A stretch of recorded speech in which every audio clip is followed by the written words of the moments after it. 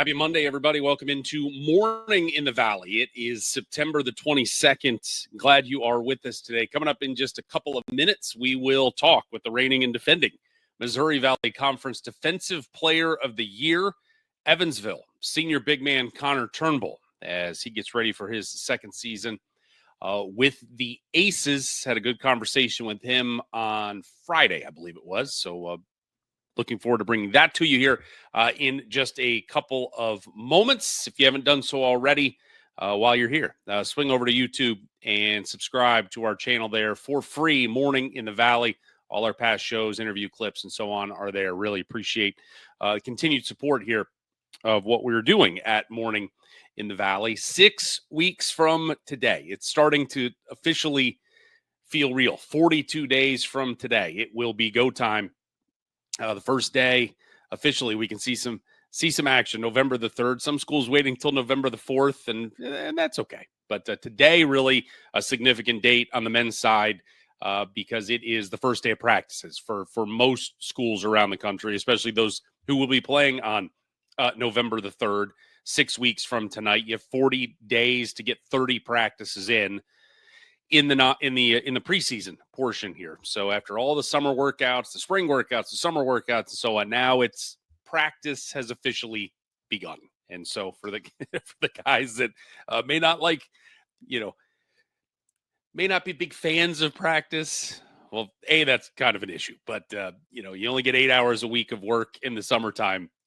Those numbers have gone up considerably starting today. So time to get after it. The real work begins today in preparation for the 2025-26 season. Okay, headlines of the day this morning, and we're going to start in the Bloomington Normal vicinity of the land of Lincoln. Illinois State University. On the women's side, we've got a commitment for the class of 2026. And her name is Christina Keppel. She is from Austria, and she has committed to Kristen Gillespie and the Redbird program. 6'2" guard / forward. We'll just go with the wing. Out of Austria. She will not be here till next year, but she already has an extensive background playing on Austria's national team, the U18 national team.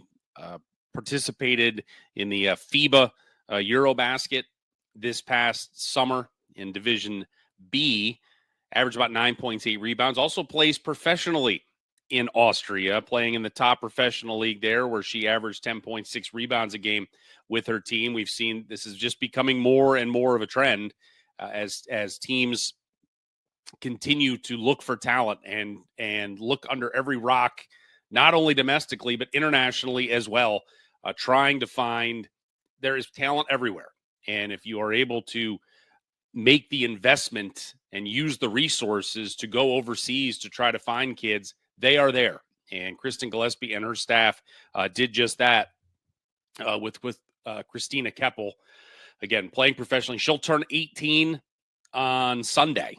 So by the time she gets to her freshman season, she will already be 19 years old. So you see this a lot with the international kids, that they come over, they are already, just more mature, just from an age standpoint. They're 19, 20-year-old freshmen as opposed to being 18. So an opportunity for her to make an immediate impact with that Redbird program next year. Still has 1 year to go, but she has committed, Christina has, to the Redbird program. Speaking of Illinois State, a promotion within, as that is Drew Cole. He has been promoted to general manager of the Illinois State women's program, been an assistant coach for Coach Gillespie the last 3 years, but now this year he has been, here in late September, being promoted to general manager. And this is, I believe, outside of Murray State on the men's side, I believe this is the first staff member with a label of general manager in the Missouri Valley. I may have missed one that snuck under my radar, but this is now kind of the developing trend, especially in this NIL revenue share era, that the general manager is just involved in in that process. Now, obviously, the head coach is still running the show. It's not sort of the professional realm where the general manager, acts above the head coach. The head coach is still in charge of things, but really in lockstep. I got a chance to talk with Ernie Kuiper, the Murray State men's general manager, a week or so ago, just trying to okay, what is it you do? And the position was sort of described on the front end as, look, he's a liaison between the athletic department and the head coach, and able to kind of slip in there and be the conduit between the two sides, but like very involved in with the rev share negotiations with the kids and on the recruiting part, and obviously it's a little different from the men's to the women's side, but there's so many, whether it's administrative things, but also again just the involvement and the pairing, the synergy between the athletic department and the women's basketball program. You're going to have Drew Cole involved there in that, but congratulations to him for his promotion and getting off the road recruiting, and now we'll be able to be more in-house and trying to help Coach Gillespie get that Illinois State program right back up to the top of the Missouri Valley Conference. We've got commitments news on the men's side as well, as Caden Simons out of, where is it? Because this is the pronunciation I've been working on all morning. He is from Coeur d'Alene, Idaho. He has committed to the Purple Aces of Evansville, and head coach David Ragland came to Evansville last summer to an elite camp and has been kind of making the rounds in the last 2-3 weeks, taking official visits. He posted on September the 10th, so less than 2 weeks ago, posted that he was on his official visit to Evansville and had just received an offer from Evansville. And then 2 weeks later, he is committed. It also took official visits to Idaho State, took one to Central Arkansas as well. But the 6'5" guard, listed by some recruiting services as a 3-star guard, he has committed to Evansville. High school quarterback out in Idaho as well. So you got a quarterback, you've got a point guard, both in sort of their own way, running the offense for their teams. But David Ragland with a nice pickup for the 2026 class. So congratulations to Caden Simons and his commitment. Okay, time now to welcome in our guest for this morning. He is Connor Turnbull, the big man for the Evansville Purple Aces. He was named the Defensive Player of the Year in the Missouri Valley Conference a season ago. He is back for his senior year. The one thing he is listed as a senior. It is his 4th year of college basketball. But what in our sort of pre-interview chit-chat before we got going on Friday when we talked, he's still got another year of eligibility after this season. Played his 2 years at Butler. I believe it was his 2nd year. He played 9 games, and there was an injury involved there. And so he's got another year back if he chooses for next year. So this is not the swan song, potentially, for Connor Turnbull there at Evansville. He certainly has enjoyed his time. You'll hear him talk about that coming up in a little bit. But just something to keep in mind in the back of your head that, yes, he's a senior, but may not necessarily cycle out. He most definitely has looking long-term, and which he'll talk about. He wants to play professional basketball wherever that may be. And so we'll see how long we get to keep him in Evansville, but we know we've got him this year, the defending defensive player of the year, and certainly one of the best big men in the league. And we talked about his offensive skills really just blew up in the second half of last year, really became an all-around player, and just another recruiting win for David Ragland. We have seen over the last couple of years that Coach Ragland, they have done an unbelievable job at finding talent and bringing it in and watching these kids really excel. Ben Hummerkaus a couple of years ago, Gabriel Pizzato last season. The problem for Evansville has just been retaining those guys, but it's also like, look, Ben Hummerkaus went to Illinois.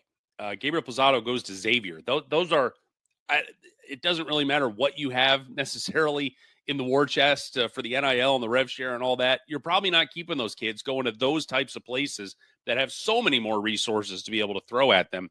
But it is at least shown, and when we talked with Coach Ragland a couple of months ago, it really shows sort of the pat on the back, like you guys, we're doing the right thing. we're doing the work. We are evaluating properly. We're finding guys that are extremely good basketball players and are helping us out. And, you just try to get the most out of them that you can while you have them before potentially they move on. And that has been the case with Hummerkaus and Pizzato. Connor Turnbull, he stuck around for year number 2. And so let's bring in my conversation from Friday. Here is Evansville big man, Connor Turnbull. Joined now by Evansville big man, Connor Turnbull, the reigning and defending Missouri Valley Conference Defensive Player of the Year. Connor, welcome.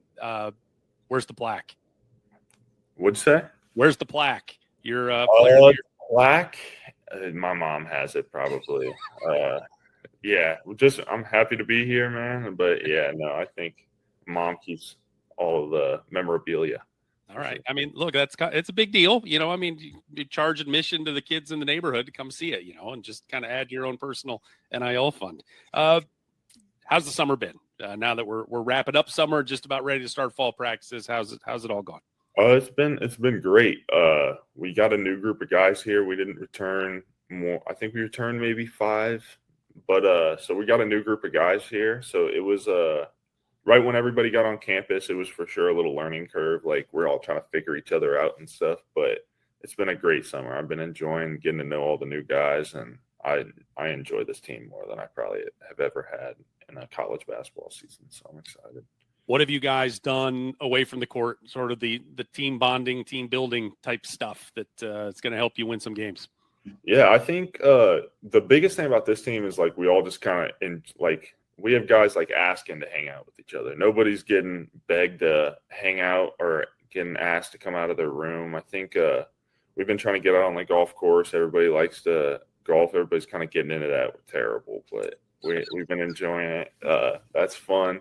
And then a couple guys got some places, go to coach's house, some other places. Some people got some pools, and definitely try to just get outside and just hang out with them as much as possible. How many guys on the team can break 100 on the golf course? If we're being truthfully honest, yes. Maybe 2 on a good day. Maybe. All right. 2. You spent 2 years at Butler. You play 31 games. Last year you played 32. Was there was it an adjustment of was there sort of like I fit the wall a little bit of a duration of an entire season and sort of the load that was put on you?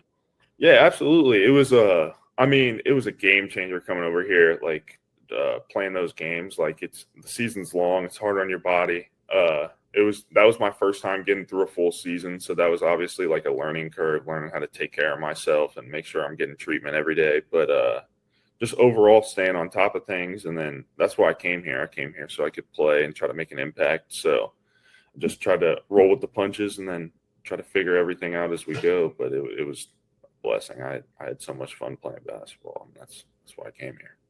You had it was almost 2 different seasons last year. When you look at the first 18 games, 5.5 points, 3.5 rebounds. Then the last 14, it was 13.5 points, better than 5 rebounds. What flipped for you where, especially on the offensive end, that it just, you became, look, you're the defensive player of the year. You've got all that size to wreck things on one end, but boy, you became a real offensive weapon for Coach Ragland. Yeah, I just think coming into this first year, it was my first time kind of like being, I guess, having any expectations at all. So I think that was kind of the first thing I had to deal with. So we had to work out, just being confident in myself and being able to shoot the ball and not worry about a miss or a make, just being able to be confident in my game and kind of just take that next step forward as not only just a defensive player, but trying to be somebody on the offensive end. And then also we had some unfortunate injuries to some guys at key points of the seasons last year. So I got even more opportunity. And I think just as time went on, I just tried to make the most of it. When that confidence builds, though, what does that change inside you of just okay, maybe I don't need to pass first here? Yeah, no, I get what you mean. I think there was a couple games in specific. I think I remember that I started scoring the ball more, and that was my first time really scoring it in college at a high level. And I was I guess just kind of seeing that you can do it once is all I needed, I guess. I just told myself I could do it. And then from there on out, I was just kind of like, you just got to go till somebody stops you. I mean, that's kind of the goal. I mean, if I wasn't scoring, then I tried to focus on something else. But I mean, towards the end of the year, the ball was falling in the basket. So you guys, as you said, I think 9 newcomers, 9, 10, somewhere around there. A year ago, you were one of the newcomers. Now you're one of the old guard, and there's such turnover every year. But how did your role sort of fit in being the welcome wagon for these guys, and instead of, hey, where do I go? You're the one that knows where everybody goes now. And how did that change for you this year? Definitely a different experience coming into a new program, or not a new program, but a new situation for me. I was definitely taking a back seat necessarily and trying to learn how things go, how people are moving, and what kind of like things we're doing on a day-to-day basis. But this year, I mean, the guys last year and the coaching staff did such a good job and just making me confident and just like believing in what we're doing here. So I think just being like a vocal leader and just being something like that, I think has been the biggest difference from this last year to this year. But otherwise, I think just being comfortable out there, telling the guys how things are done here, and then trying to just make everybody fit in. How involved are you in recruiting? As a, when guys come on visits and stuff, like what's the incumbent player role of come in, talk to him, and is there any conversation with the coach after, like thumbs up, thumbs down on this guy, or like what is your role?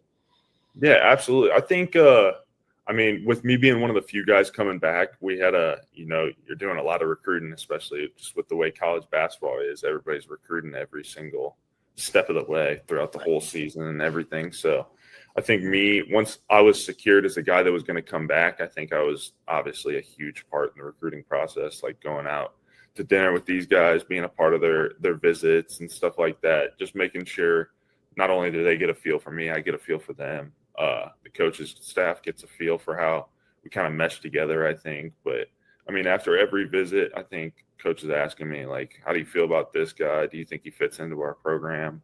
And I mean, obviously I have full faith in Coach Rags and his recruiting ability, but I think Coach Rags is so big on like everybody getting along and having such a tight-knit group, like in the locker room. I think he just made sure that was of extreme importance. So he took care of it. What was David Ragland like as a recruiter of you? What was his pitch that you're like, yep, this is where I need to be? Well, Dave, it's a long story with Coach Ragland and me.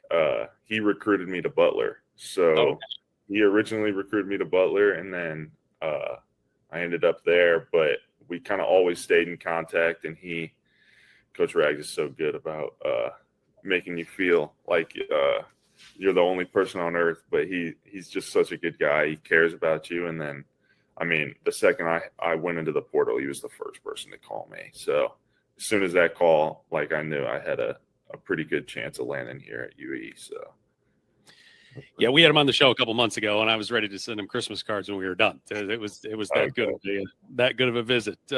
48 3-point attempts last year, 12 for 48. We saw you dip your toe out there a little bit. Has that been becoming a little stretch 5 this year? Is that something we worked on this summer?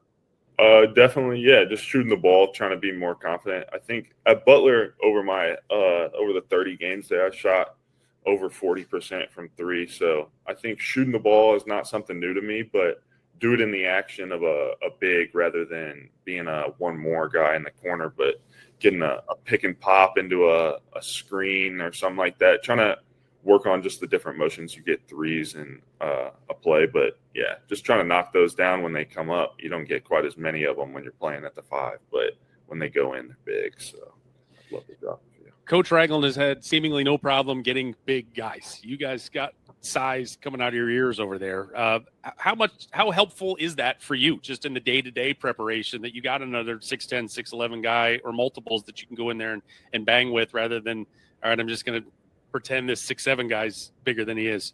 Absolutely. No, it's a huge thing. I mean, we got a couple guys. We got a freshman, James.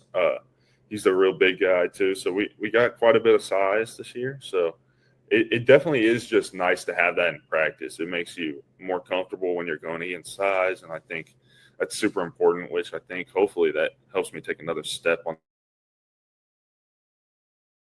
the offensive side of the ball, feeling comfortable that are bigger than me or stronger than me. So I think that's something I'm going to engage in every game pretty much, or like at least sometimes. So I need to be able to be prepared for it, but I think that plays a huge role in it. Maybe outside of the outside shooting, what was the one other thing at the top of your personal bulletin board of I need to be better at this by the time you've been working on the last 6 months? I think defensively, I want to be more versatile.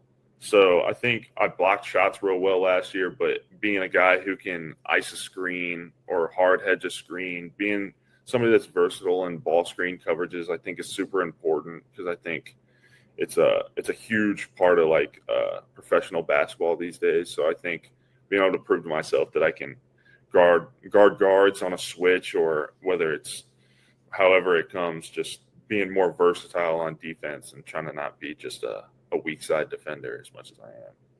You got your award for Defensive Player of the Year, you were very quick to be like, look, this is a team award. Nobody does it by themselves, but you've got that. You've got the award now. How important is it to repeat and at least be in that running again for you this year of I've done it once, but maybe it's even harder to do it a second time, but a lot of great big guys in this league now, and for you to be able to reclaim your throne. Yeah, it would definitely be difficult. I mean, it'd be awesome if that's how it went, but in the end, I do think it is like it's a team award. Like if your team's not an elite defensive team and you're not one of the people that are participating in that, then you have no chance of winning it. So I think, like, once again, I'm just going to say thank you to the other guys, because, I mean, if I don't have my guards fighting over screens or guys talking to me on the backside, then I can't do what I do. So fun little non-conference schedule, going to Purdue, going to Notre Dame, going to the U.S. Virgin Islands as well for a little basketball and sunshine. What's the most exciting game for you in the non-conference you're looking forward to? The whole non-conference schedule looks real fun. It's going to be I'm playing in Purdue, like obviously Purdue Arena, and then at Notre Dame. So those are two arenas I've never been to or played in. So I'm super excited for those. But we didn't have a Thanksgiving trip last year, so that's definitely the part I'm most excited about, to go to the Virgin Islands, see how pretty it is there, and then play some ball. Do you have in your first loop around the Missouri Valley, do you have a favorite road trip? For whatever reason, it may be a favorite. Does the end of the season, the March Madness count? Sure, 100%. Yeah, easy. I'm from there, so I had 30 people in the stands cheering for me, so I don't think anything could beat that. Other than that, there are some really good places to play in the Missouri Valley. I enjoyed quite a few places, but I want to go play at Bradley this year. We didn't get to play at Bradley last year, so hopefully that one's fun. I've heard good things about it. It is a wild scene up there, especially if they're doing well. They got motorcycles and all kinds of stuff going on. The pregame, it's a great scene. What are your definitely 1, maybe 2 years of college basketball left? We'll see how that all shakes out. But what are the plans when you're done in Evansville? I'm assuming, sort of reading the tea leaves, you want to play professionally. And when basketball's done, what's up for Connor Turnbull? I think I want to play basketball till the wheels fall off, whether that's the end of this year, next year, or I played 25 years in the pros. Like it's just, I want to play till the wheels fall off. Basketball's been my first love, and so I don't know. It's hard to even think past basketball at this point for me, but I think I don't know necessarily what I want to do for the next step, but I don't know. Try to travel as much as I can. Yeah. Have as much free time as possible, I think, is the goal. You push off adulthood as long as you can. That is my old man advice to you today. Just keep hanging. Your point. Hang on until somebody tells you you're not allowed to do it anymore. You want to coach? Is that in the cards at some point down the line? I think coaching would be awesome. I think that's something that I'd excel at rather than doing something in mathematics or communications. I think I'd excel a little bit more on the basketball court, but I think coaching would be an awesome thing. Like I said, I think that's something I'm going to evaluate once basketball is getting real close to stop bouncing. You got some time. You've got some time. He is Connor Turnbull, Evansville senior forward. Thank you so much for coming on today. Best of luck this season, and hopefully we can catch up soon. I'm super excited. I appreciate it. Thank you so much. All right, Connor. All right, I appreciate it. Thank you. Connor Turnbull. Have a good day. All right, bye-bye. I love that line that he gave of just, I want to play till the wheels fall off. And it's like, yeah, I mean, it all ends for us sometimes. And for some unathletic hacks like myself, it ends after high school. And so you can play through college, and if you can play from beyond and you get somebody to pay you to play, God bless you. Just keep on keeping on. But enjoyed our visit with Connor, and we'll see a challenging non-conference for Evansville with certainly some big names on there. And we'll see, they have been picked in the, I guess 8th in the blue ribbon poll, which is, they have been kind of one of those nuisance teams where they have scared some folks towards the top of the league the last couple of years because they've had really good players. They have really good players. Just a matter of, can you go from scaring them to knocking them off? And we will see soon enough what kind of impact they will be able to have in the Missouri Valley Conference race. All right, back to the headlines of the morning, and this one is just almost unfathomable in a lot of ways, as Jaden Askins, Murray State freshman forward out of Jackson, Tennessee, is going to miss the season after tearing an ACL, an MCL, and also some meniscus damage as well. And this all happened, this is a sort of belated reporting, but this happened back in June. It was the second day of summer workouts. And just in a simple pick and roll drill, jumped up to get a rebound and came down, and her knee just poof. And the unfathomable part of this is now the third ACL tear within the Murray State women's program in the last 12 months. Last year, freshman Cam Hoover, on the second day of workouts, just playing pickup, blew out her ACL. She is now back and ready to go. Obviously, Destiny Thomas against Indiana State. I think it was Indiana State. She, during a game in January, she tore her ACL. They are hopeful that she will be, she's already working out and, maybe start easing her back in by the start of the year, but certainly hope she'll be ready to go by the start of conference play after the first of the year. But for the second straight year, a freshman on the second day of summer workouts tears an ACL and is going to miss the year. So there were such high expectations. A former Miss Basketball, I say former, just 6 months ago, named Miss Basketball in Tennessee. And Rochelle Turner had very high hopes for an immediate impact, and certainly losing a little more interior depth there with the 6'1" Jaden Askins. But just a wild deal. That just the worst luck. Because again, it's not like, hey, you're overworked and something's fatiguing or anything. It's like it's the second day of getting go, and then it's just the worst injury luck. But Jaden Askins, her year is done already. I'm certainly fingers crossed for her that the rehab will go smoothly and she'll be as good as new, if not better, once we get to next June and we can start summer workouts all over again. And finally today, some TV news, because who doesn't love TV news? But UIC has announced a partnership with the Marquee Sports Network, the regional television network in the Chicagoland area, that they will Marquee will air 7 athletic events from UIC this upcoming season. 2 of those will be women's basketball games. At least one will be a men's basketball game. And, look, you get on TV, it's a big deal. And especially on a network of this size that is as regionally based. Obviously, it is Chicago. I mean, they air Cubs games, but it goes from, it's in Chicago, it's in most of Illinois, it's in Indiana, it's in Iowa, Indianapolis, Omaha, Nebraska, gets into Wisconsin, gets into Michigan. It is a huge footprint that people will be able on their televisions not on a laptop or a phone or trying to go through ESPN Plus, but through linear TV, can watch UIC play. They're going to have the women's games on November the 19th, the home game against Wisconsin, December the 17th, the home game against DePaul. There's at least one men's game that is TBA at this point. They announced 7 games in total. So you have the 2 women's games. There's a volleyball game in the fall.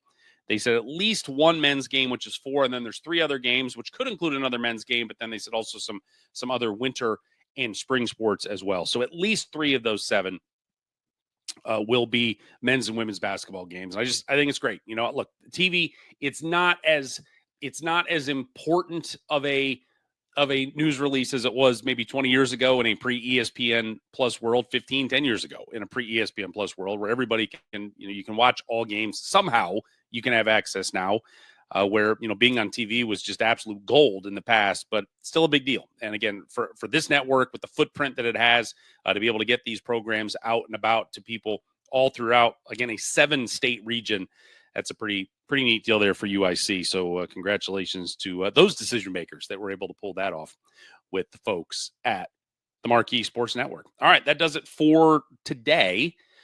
Programming note, we will not be here on Wednesday. I will be on the road Wednesday and will not be able to be with you. We will be back on Friday. Have my conversation with Murray State big man Fred King, the former Creighton Blue Jay. Spent the last 3 years playing behind maybe the best center in all of college basketball, Ryan Kalkbrenner, there at Creighton. But now he is at Murray State with his former assistant coach, Ryan Miller, now the head coach of the Racers. So got a chance to talk with him on Friday. I will have that conversation coming up this Friday as well. Today, again, first day of practices for men's teams across, and some women's teams as well, across the nation as we roll towards November 3rd and the start of the 2025-26 season. If you have not done so already, please help a brother out. Go to YouTube for free. Subscribe. Morning in the Valley.